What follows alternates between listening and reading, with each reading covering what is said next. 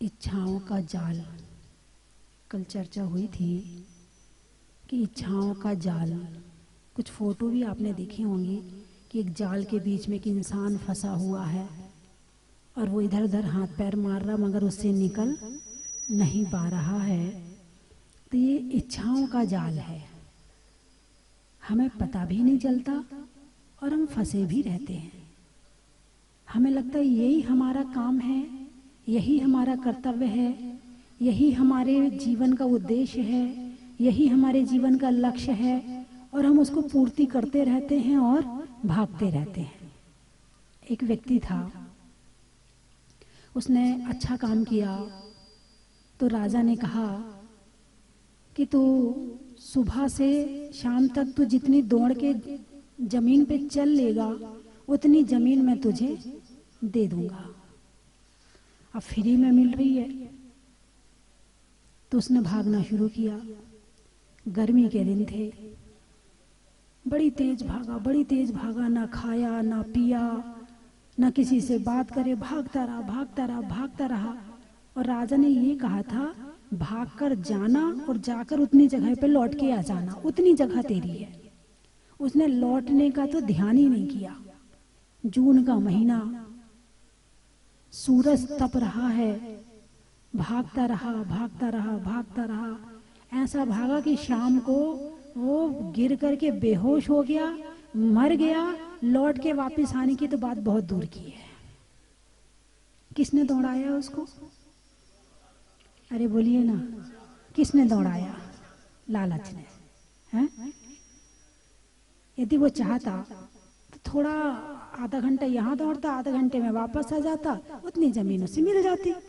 बहुत हो गई थी, इतने जीवन, एक जीवन के लिए बहुत थी उतनी जमीन। लेकिन लालसा, इच्छाएं, चाह वश में नहीं है। यदि 99 हैं तो 100 पूरे करने हैं, 999 हैं तो 1000 पूरे करने हैं, 9099 हैं तो 10,000 पूरे करने हैं। यानी केवल पूरे करने में लगे पड़े हैं। इसके बाद ये चाहिए, इसके बाद टारगेट तैयार है।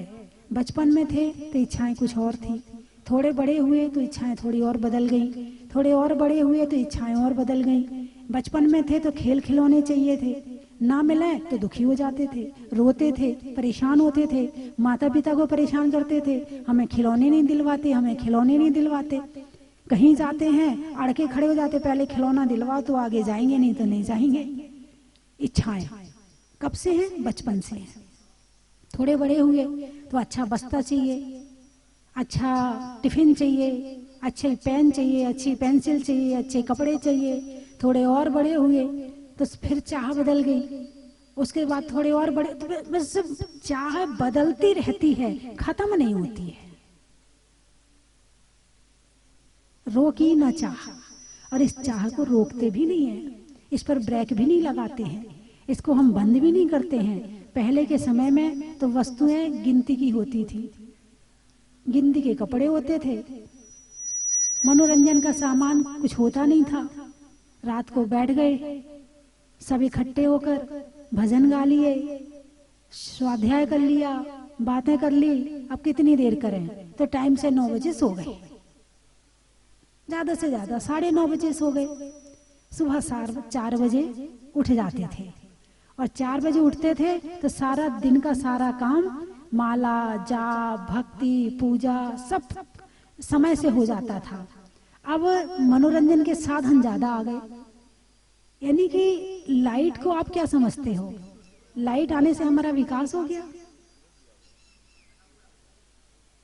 लाइट आई है तो लाइट आने से विकास हुआ या नहीं हुआ? विकास मानते हैं कि विकास हुआ है, लेकिन ध्यान रखना कि प्रकृति ने जो बनाया है ना, जो इंसान के लिए, जीव जंतुओं के लिए जरूरी है, वो उतना है, उतना खुद ही उजाला दे रही है। रात को चांद का उजाला बहुत है, थोड़ा और चाहिए हो तो दीपक का उजाला बहुत है, और इससे ज्यादा उजाले में रहोगे तो स्वास्थ्य पे प्रभाव पड़ता है। अब तो लोगों ने चांद नहीं देखा होगा, रात को चांद दिखता ही नहीं होगा, छत पे सोते नहीं है, एसी है, कूलर है, तो छत पे सोने की जरूरत नहीं पड़ती है।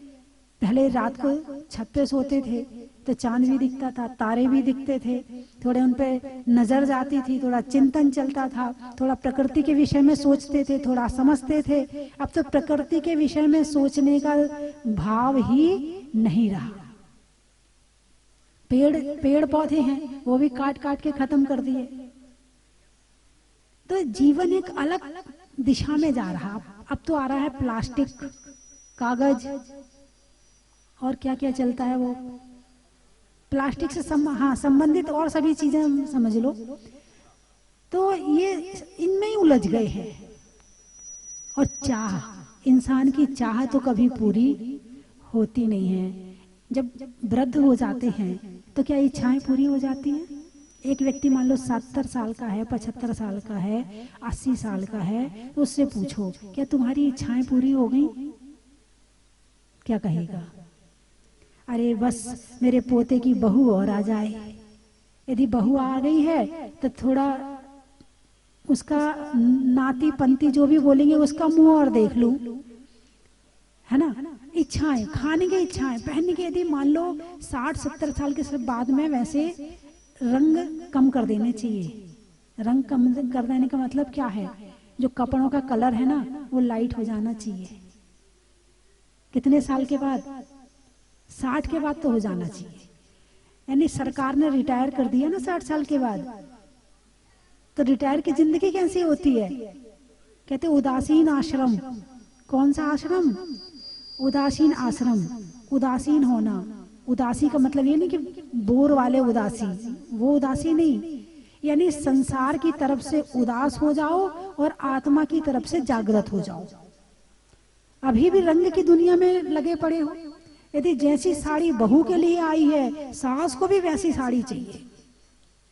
यदि 10,000 की साड़ी बहू की आई है तो सास को भी 10,000 की चाहिए। नहीं, अब तुम्हारा उम्र ढल रही है, तुम आगे की तरफ जा रही हो, तो संसार को छोड़ने का प्रयास करो। कम से कम युवा वर्ग अभी गृहस्थ में रह रहा है, थोड़ा बहुत वो करता है, तो बूढ़े लोगों को उनकी बराबरी नहीं करनी चाहिए। यहाँ तो हम धर्म करते हैं, यहाँ हम पूजा करते, यहाँ हम पाठ करते, यहाँ हम तपस्या करना चाहते, तो तपस्या किसे कहते हैं? तपस्या की परिभाषा बताओ। इच्छा निरोधा तपः। तप की क्या परिभाषा है? इच्छा निरोधा तपः, यानी इच्छाओं का निरोध करना तप कहलाता है। आपके मन में जो इच्छा पैदा हो रही है और आपने आपको समझा लिया कि नहीं मुझे ये चीज नहीं चाहिए, आपने तपस्या कर ली। आप इसको तपस्या मानते हो क्या? नहीं मानते अभी, लेकिन अब मानना। यदि आपकी कोई चीज खाने की इच्छा हो रही है और नहीं बनी है और आपका मन शांत है, आपने तपस्या कर ली। आपको कोई चीज पहनने को चाहिए और नहीं मिली आपको, आपने अपने मन को शांत किया है, तो समझना आपने तपस्या कर ली। तपस्या बड़ी मतलब कहने के लिए ये है कि इच्छा छोड़ना, लेकिन इच्छा छोड़ना बहुत कठिन काम है। इन इच्छाओं के पीछे तो इंसान झगड़ा लड़ाई करता नहीं करता है? इतनी लड़ाइयाँ किसके लिए हो रही हैं? संसार में इतनी लड़ाइयाँ हैं, किसकी लड़ाइयाँ हैं? इच्छाओं की लड़ाइयाँ हैं। और इच्छाओं को कम किया और लड़ाई खत्म। भाई ठीक है, तू ही ले ले, मुझे नहीं चाहिए मेरा। जब महाराज का सब चीज के बिना काम चल सकता है, तो तुम्हारा थोड़े इसमें काम चल सकता कि नहीं चल सकता? चल सकता है, लेकिन नहीं, इच्छाएं कहती है अच्छा जब उसको इतना मिला है तो मुझे क्यों नहीं मिलना चाहिए? मैं भी तो इनका बेटा हूँ। बंटवारा होता ना, तो मैं भी तो इनका बेटा बराबर का चाहिए। और बड़ा कहता अच्छा मैं बड़ा हूँ, तुझे कैसे पूरा दे दूंगा, मैं ज्यादा लूंगा। मतलब लड़ाई किस बात की है? केवल इच्छाओं की लड़ाई है। इच्छाएं शांत हुई और लड़ाई शांत। साधु दीक्षा लेते हैं ना। दीक्षा लेने का मतलब जिसने छोड़ दी इच्छा उसकी हो गई दीक्षा। क्या? जिसने छोड़ दी इच्छा उसकी हो गई दीक्षा। तो साधु ने तो साधु बनकर के छोड़ी है, तुम्हें घर में रह करके छोड़नी है। शांति और सुख का मार्ग पूछते हैं लोग।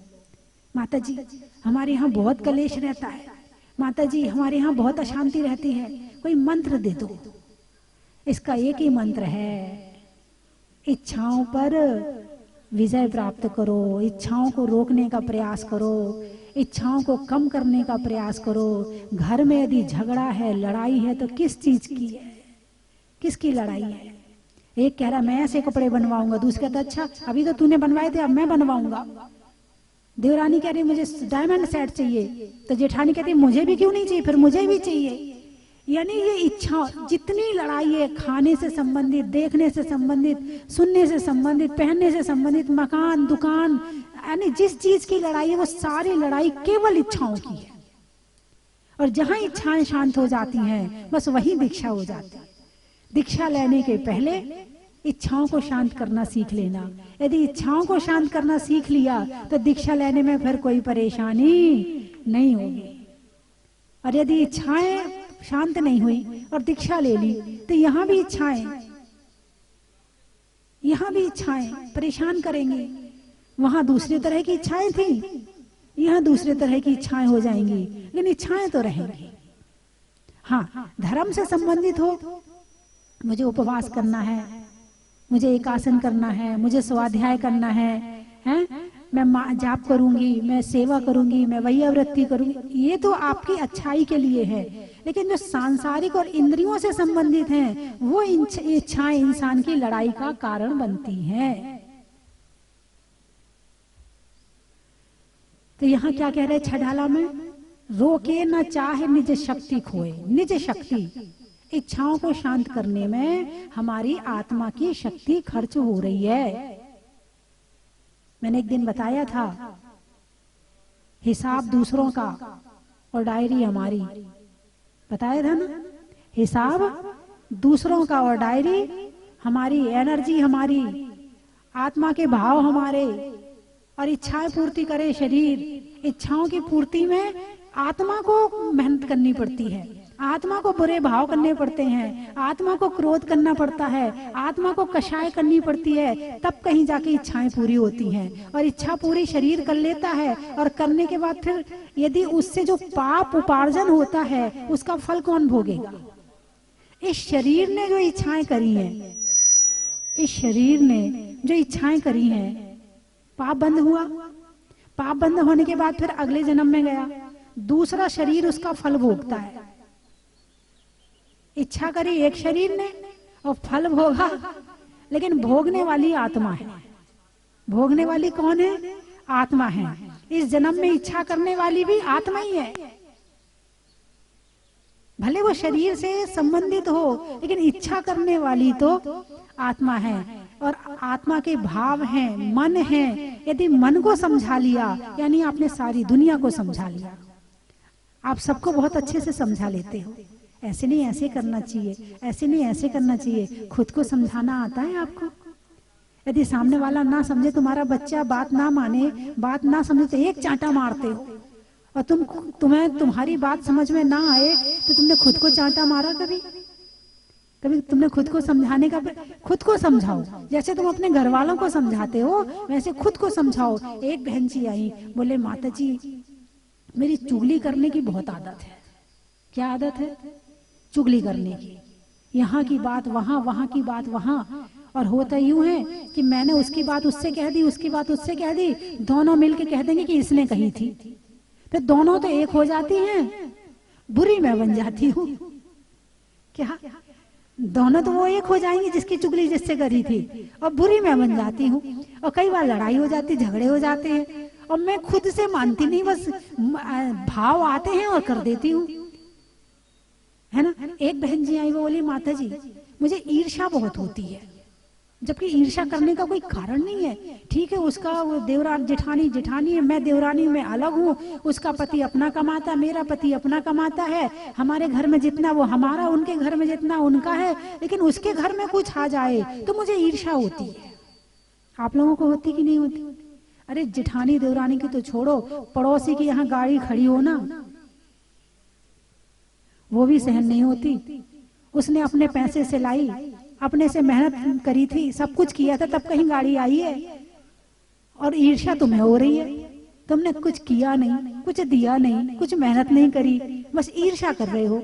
अब ईर्ष्या मान लो कर भी रहे हो, मान लो कर भी ली तुमने ईर्ष्या, तो रिजल्ट मान लो सामने वाले के हाँ उसका बच्चा अच्छे नंबर से पास हो गया, उसके घर में गाड़ी आ गई, उसकी दुकान अच्छी चल रही है, उसका सब कुछ अच्छा हो रहा है और तुम्हारा नहीं हो रहा है, तो तुम्हें ईर्ष्या हो रही है। उसका रिजल्ट, ईर्ष्या करने का रिजल्ट भाव खराब, भाव खराब का रिजल्ट पाप का बंध, पाप का बंध का रिजल्ट दुख। सामने वाला निशाना है लेकिन जल तुम रहे हो और उसे तो पता भी नहीं चल रहा, क्योंकि जब भी तुम उससे मिलते हो तो मुस्कुरा के मिलते हो, जब भी तुम उससे बात करते हो तो मुस्कुरा के बात करते हो, तारीफ भी करोगे, वाह क्या गाड़ी आई, बहुत अच्छी लग रही है ना, कितने की आई है, वाह अब तो तुम्हारे यहाँ गाड़ी आ गई, अब तो तुम तीर्थ यात्रा पर जाया करोगी। उसे एहसास नहीं है कि तुम्हारे मन में ईर्ष्या हो रही है, निशाना सामने वाला है और पाप बंध तुम्हारा हो रहा है, उसका कुछ नहीं बिगड़ रहा है। कल एक चर्चा आई थी कि माता जी उसने ऐसा कहा तो ऐसा हो गया, किसी के कहने से हो सकता है क्या? एक वो कहावत आती ना, कौआ को से ढोर नहीं मरते हैं, कौआ को से ढोर नहीं मरते हैं, यानी कि कौआ गाय आदि को देख के सोचे कि ये मर जाए ताकि मुझे भोजन मिल जाए, तो क्या वो गाय मर जाएगी? नहीं मरेगी। यानी जिसका जैसा होना है होना है, इस बात पर, क्योंकि हमारे यहाँ कर्म सिद्धांत है। कौन सा सिद्धांत है? कर्म सिद्धांत है। भगवान बड़े कि कर्म बड़े? देख लो, भगवान बड़े कि कर्म बड़े? एक बार फिर सोच लो, कर्म बड़े हैं, क्योंकि इन कर्मों ने भगवान को भी नहीं छोड़ा है।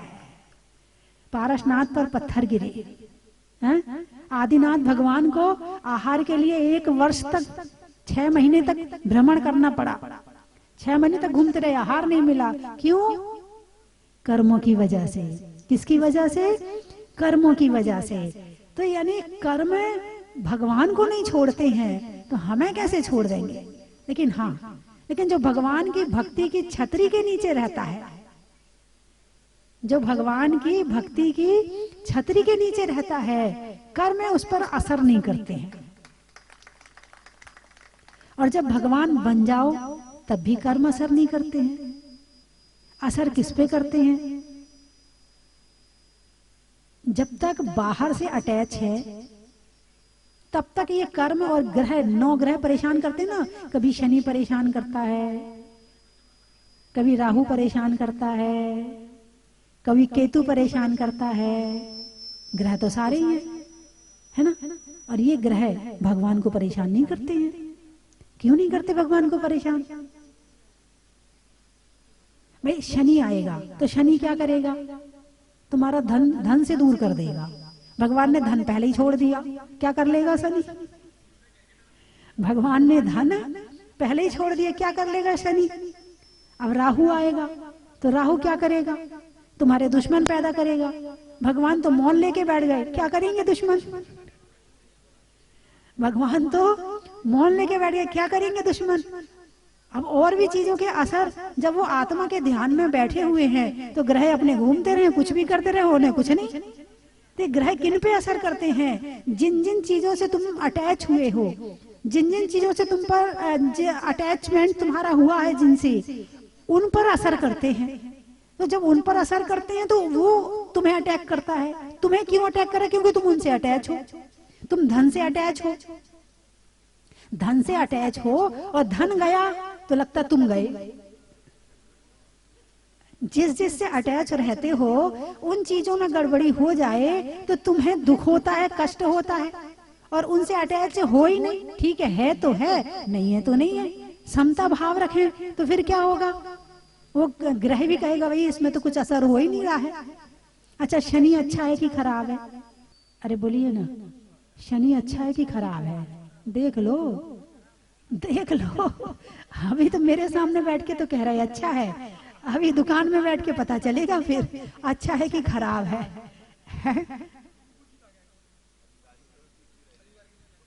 एक बार शनि और लक्ष्मी दोनों में बहस हो गई। शनि बोला मैं अच्छा हूं, लोगों को धर्म करवाता हूं, लोगों के अंदर धर्म की भावना पैदा करता हूं। शनि का काम है धर्म पैदा करवाना और धन से दूर करना। किससे दूर करना? धन से दूर करना और धर्म के पास ले जाना, ये शनि का काम है। इसलिए मैं अच्छा हूं। तो लक्ष्मी बोली नहीं, मैं लोगों को खुश करती, प्रसन्न करती हूँ, लोगों के पास रहूं तो लोग अच्छे खुश रहते हैं। बोले मैं अच्छी हूं। अब दोनों में बहस बढ़ गई। तो गए विष्णु के पास, बोले बताओ हम दोनों में कौन अच्छा है। अब विष्णु जी तो धन आदि को लेकर बैठे हुए, लक्ष्मी साथ में है। लक्ष्मी नाराज हो जाए तो सब कुछ गड़बड़ हो जाए। तो अब यदि वो शनि के लिए कहते हैं कि वो अच्छा है तो लक्ष्मी नाराज, और लक्ष्मी को कहते तू अच्छी है तो शनि नाराज, तो मेरी लक्ष्मी खराब हो जाएगी। तो अब वो कहें तो क्या कहें। बोले तुम दोनों वो सामने वाले खंबे तक जाओ और लौट कर आओ, फिर बताऊंगा। दोनों गए, लौट कर आए। बोले शनि तुम जाते हुए अच्छे लगते हो, और लक्ष्मी तुम आती हुई अच्छी लगती हो। अब वो तो बेचारे धर्म संकट में फंस गए थे। ये तो काल्पनिक घटना है। तो शनि धर्म के पास ले जाता है। जब लोगों के पास में परेशानी आए, दुख आए, तो लोग कहाँ जाते हैं फिर? अरे बोलिए ना, चलो भगवान के दर्शन कराएं, आजकल बहुत परेशानी चल रही है, चलो थोड़ी पूजा पाठ कराते हैं, थोड़ी परेशानी चल रही है। आपने पूजा पाठ क्यों करी? परेशानी के लिए। अच्छा, किसी ज्योतिषी के पास जाओ और यदि आप उससे कहोगे, वो कहेगा कि आपका शनि खराब चल रहा है, तो आप कहोगे कुछ तो करो, कुछ तो उपाय करो, क्या करें बताओ आप। तो वो कहेगा जाओ शनि महाराज को तेल चढ़ाओ और प्रतिक्रमण किया करो। समझ में आया कि नहीं? प्रतिक्रमण किया करो और शनि महाराज को तेल चढ़ाओ। और जब आप यदि भगवान का अभिषेक रोज करते हो, काली प्रतिमा का, मुनि सूरतनाथ भगवान का दिया अभिषेक आप करते हो, शांति धारा करते हो और प्रतिक्रमण रोज करते हो, तो शनि वैसे ही वो तुम्हारा दूर से ही भाग जाएगा। तुम्हें किसी के पास जाने की जरूरत पड़ेगी नहीं।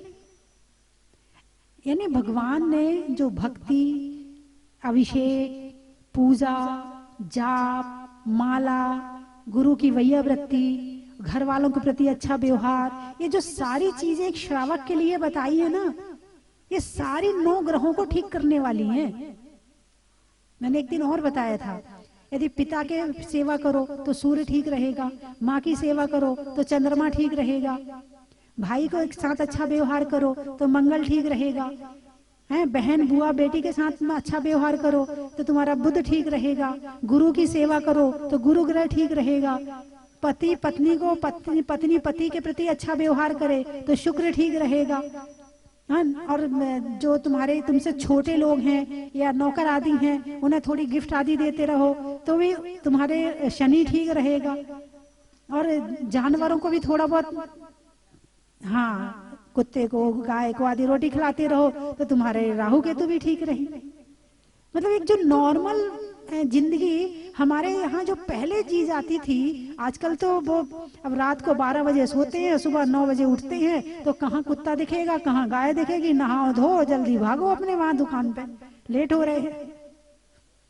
सुबह जल्दी उठोगे तो भगवान भी नजर आएंगे, सुबह उठोगे तो अभिषेक की भावना भी बनेगी, सुबह उठोगे तो पूजा की भावना भी बनेगी, जाप माला भी होगी, है माता पिता से भी मिलना जुलना हो जाएगा। और 10 बजे उठोगे तो ना माँ मिल रही ना पिता मिल रहे, अपने उठो और भागो दुकान में, और रात को आओ 12 बजे बस सो जाओ। बात समझ में आई कि नहीं? यानी सुबह उठने से सारे काम गड़बड़ हो जाते हैं, सारे काम गड़बड़ हो जाते हैं। सुबह उठना बहुत जरूरी है। सुबह उठना यानी प्रकृति से जुड़ना, और यदि सुबह नहीं उठे मतलब आप प्रकृति से दूर हो गए। ब्रह्म यानी आत्मा, ब्रह्म मुहूर्त में उठना, सुबह जल्दी उठना। आजकल की तो बहुएं भी बहुत देर देर से उठती हैं। सास तो नहा धो के जाप पाठ पूजा करके मंदिर चली जाए, मंदिर से आ जाए, फिर आएगी लौट के, बहू उठ जा बेटा, ये भी नहीं कह सकती कि अभी उठी, अभी तक उठी क्यों नहीं, अभी जरा डांट के दिखाओ तो सही। मेरी मम्मी तो डांटती नहीं थी, तुम क्यों डांटती हो? मम्मी ने कभी टोका नहीं, सो जा बेटा सो जा। मम्मी ने आदत बिगाड़ दी पीहर में, अब वही आदत उसकी ससुराल में जाके है। अब सास कुछ कहे तो सास बुरी, सोने ना दे तो सास बुरी। मेरी सास तो सोने भी नहीं देती है, और यहाँ फिर 2-4 घंटे काम करेगी और फिर जाके फिर दोपहर में सो जाएगी, फिर 2-4 घंटे काम करेगी फिर सो जाएगी। उसे सोने के अलावा कोई काम ही नहीं है। और कोई कुछ कहे, नहीं धर्म कर ले, थोड़ी माला फेर ले, मंदिर चली जा, है पूजा कर ले, पाठ कर ले, तो उसके लिए भी टाइम नहीं है। क्या करे, टाइम ही नहीं मिलता, प्रवचन के लिए टाइम नहीं मिलता। नहीं नहीं, आपके यहाँ की बहुओं की बात नहीं कर रही मैं, है ना, ये तो पता नहीं। अच्छा, सब जगह ऐसा है। फिर तो वो अपना स्थायी पेशेंट बना लेता है, एक दवाई देता है उसे दूसरी बीमारी हो जाती है, एक ठीक हो जाती है, फिर दूसरी की दवाई देता है तो तीसरी बीमारी पैदा हो जाती है, दूसरी ठीक हो जाती है। अब लगे रहो उसके पास में, वो तुम्हें दवाई देता रहेगा और प्यार से मीठे से बात करता रहेगा, और तुम कहोगे डॉक्टर साहब ना बहुत अच्छे हैं, बहुत अच्छे हैं, बहुत प्यार से बात करते हैं, और तुम्हें लग रहा कि बहुत प्यार से, तुम्हें नहीं पता कि उनके प्यार में नोट बस रहे हैं। जब तक तुम नोट दे रहे तब तक उनका प्यार चल रहा है, और जिस दिन नोट देना बंद करो उस दिन उनका प्यार भी गया। तो बंधुओं, बात चल रही चाह और इच्छाओं की। जितनी इच्छा पूर्ति करोगे उतना शरीर खराब होगा। तुम्हें लगता है गाड़ी से मंदिर जाओ, पैदल नहीं जाना है, और पैदल चले जाओगे, पैदल मंदिर जाने में कितने फायदे हैं। एक तो तुम्हारी वॉक हो गई, घूमना हो गया, शरीर की थोड़ी एक्सरसाइज हो गई, और थोड़ी धूप लग रही है तो विटामिन डी मिल गया। महिलाओं में विटामिन डी की बहुत कमी होती है। क्यों होती है? क्योंकि वो घर के अंदर ज्यादा रहती है, धूप में नहीं जाती है। और पुरुष तो बेचारे धूप में मंडी में घूम रहे हैं, और उधर घूम रहे हैं, और दुकान पे बैठे हैं, और इधर जा रहे हैं उधर जा रहे हैं, तो उनका तो विटामिन डी पूरा हो जाता है। तुम्हारा विटामिन डी पूरा नहीं होता क्योंकि वो धूप में रहते हैं। चलिए, मैं 3 चीजें बोलूंगी, आपको कहना बड़ा ही महत्व है। सेना में जवान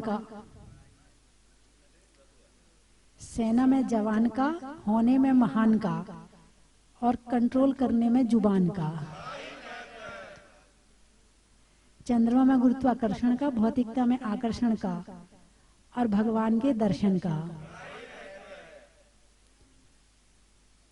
धर्म के प्रति आस्था का, बच्चों में बस्ता का, और दर्शन के बाद ही नाश्ता का।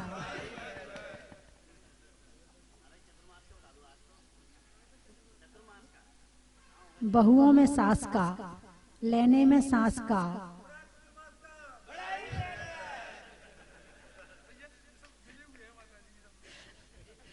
एक कहेगा पूछो ना, और दूसरा कहेगा मैं बोलूंगा। इनका तो बिना ट्यूनिंग के ट्यूनिंग है भाई, बिना ट्यूनिंग की ट्यून में नहीं भी करेंगे तो भी ट्यूनिंग है इनकी। हाँ, चलिए शब्द बोलिए आप लोग। अच्छा, खिड़की में जाली का, बाग में माली का, और जीवन में हरियाली का। भोजन का, अच्छा, करने में भजन का, करने में भजन का, और उपदेश सुनने में जन जन का, और जीवन में सात्विक भोजन का। पानी की बूंद का, पानी की बूंद का, और महाजन में सूद का, और सर्दी में अमरूद का। जिनवाणी माता, बैंक में खाता का, जीवन में साता का, और हम सबके लिए जिनवाणी माता का। साता सुख, साता कर्म होता है एक। अब की बार आओगे ना तो 8 कर्म और 8 कर्मों की 148 प्रकृतियों के नाम याद करके आना। 8 कर्म और 8 कर्म की 148 भेद। प्रकृति मतलब भेद, चौके का। मिलने में मौका का, मिलने में मौका का, हवा के झोंका का, और लगाने में चौका का। प्रश्नों में कौन का, मंत्रों में ओम का, और लेने में मौन का। तन्मय। अच्छा, मनुष्यों में वय का, आगम में नय का और आत्मा में होने में तन्मय का।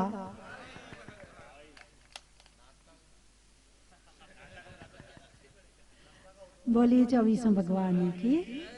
भूषण माता जी की, लक्ष्मी भूषण माता जी की, माता जी की, माता जी की।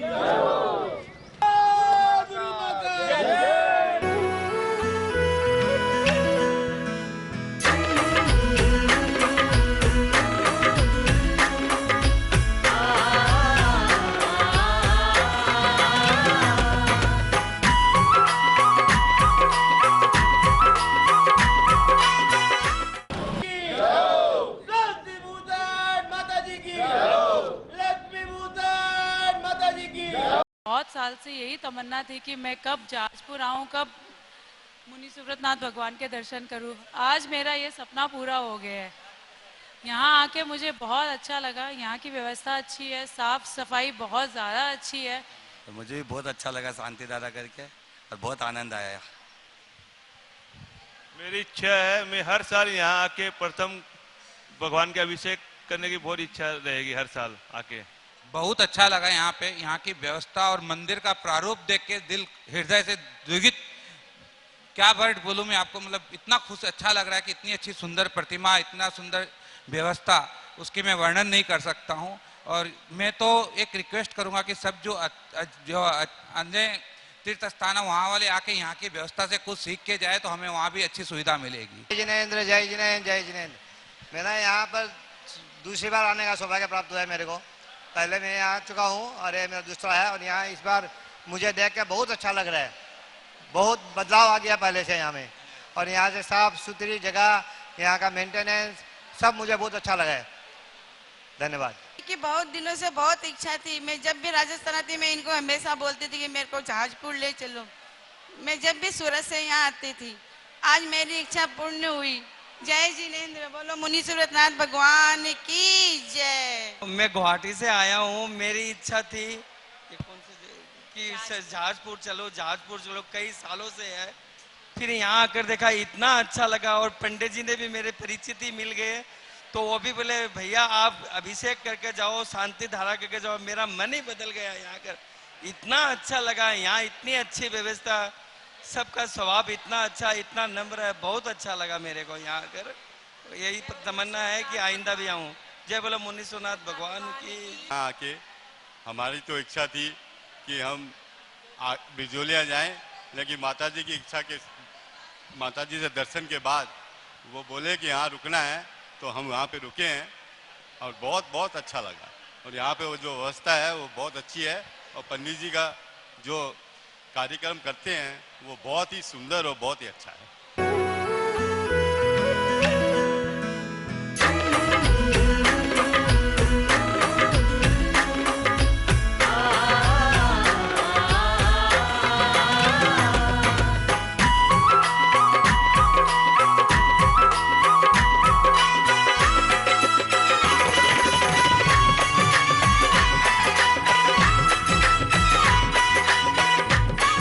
चन की थाल को सजाओ रे आज, रत्नों की थाल को भर लाओ रे आज। आओ आओ करे रे गुणगान आरती भगवन की। आओ आओ करे गुणगान आरती भगवन की। आओ आओ करे रे गुणगान आरती भगवन की।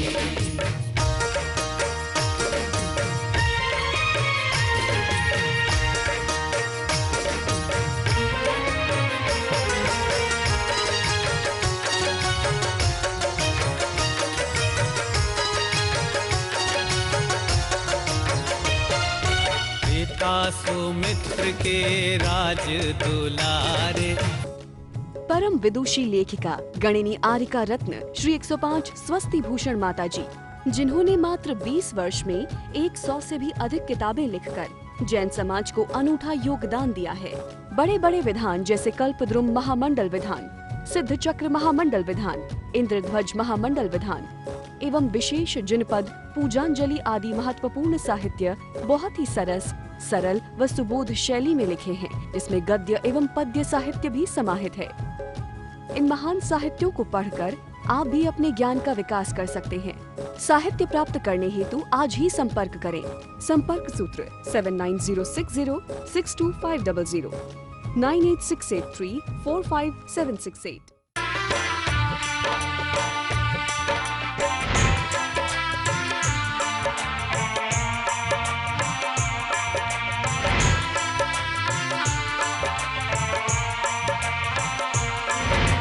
चलो रे चलो रे चलो चलो रे चलो रे चलो चलो जहाजपुर।